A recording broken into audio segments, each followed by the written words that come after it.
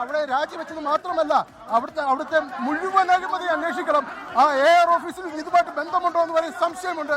കാരണം പഴയ ആൾക്കാർ ഉൾപ്പെടെയുള്ളവർ AR ഓഫീസുമായിട്ട് ബന്ധപ്പെട്ടുകൊണ്ട് പിന്നെ നിൽക്കുന്നുണ്ട്.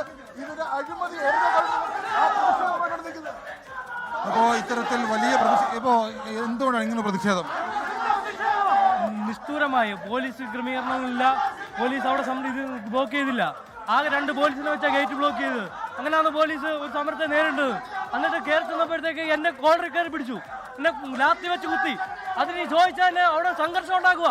ഇങ്ങനെയാണ് പോലീസ് ഇടപെടുന്ന സമരത്തെ. ഒരു വിഷയവുമായി ബന്ധപ്പെട്ട് സഹകരണ ബാങ്കിൽ മൊത്തം കൊള്ള ചെയ്ത CPM-നെതിരെ സമരം ചെയ്തത് ഇവന്മാരെന്ന് CPM കൂട്ടാമാര്.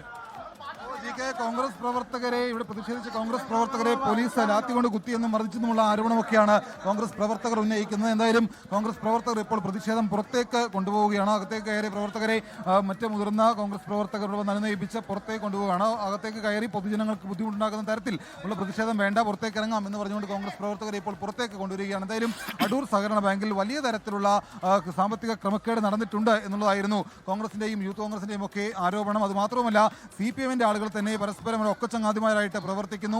അതിനിടയിൽ അവർ തമ്മിൽ തെറ്റിപ്പിരിയുമ്പോഴാണ് ഇത്തരത്തിലുള്ള ആരോപണവുമായിട്ട് രംഗത്ത് വരുന്നത് എന്നുള്ള കാര്യങ്ങളൊക്കെ ഉയർന്നിരുന്നു. എന്തായാലും കോൺഗ്രസ് ശരി, പത്തനംതിട്ട അടൂരിലെ സഹകരണ ബാങ്ക് ക്രമക്കേടിൽ കോൺഗ്രസിന്റെ പ്രതിഷേധം നടക്കുകയാണ്. ബാങ്കിൽ യൂത്ത് കോൺഗ്രസിന്റെ പ്രതിഷേധം നടക്കുന്നു. അടൂരിലെ സഹകരണ ബാങ്ക് ക്രമക്കേടിൽ പ്രതികരിക്കാതെ CPM-ന്റെ ജില്ലാ നേതൃത്വം നിൽക്കുകയാണ്. CPM നിയന്ത്രണത്തിലുള്ള ബാങ്കിൽ വൻ സാമ്പത്തിക ക്രമക്കേട് ആരോപിച്ച് പ്രസിഡന്റ് പൊൻ താമരപ്പിള്ള രാജിവെച്ചത് കഴിഞ്ഞ ദിവസമായിരുന്നു. വലിയ പ്രതിഷേധം അവിടെ നടക്കുന്നു. പോലീസ് പ്രതിഷേധക്കാരെ നിയന്ത്രിക്കാൻ ശ്രമിക്കുന്നു. ഷിജോ കുര്യൻ ഞങ്ങളുടെ പ്രതിനിധിയാണ് പത്തനംതിട്ടയിൽ നിന്ന് വിവരങ്ങൾ പങ്കുവച്ചത്.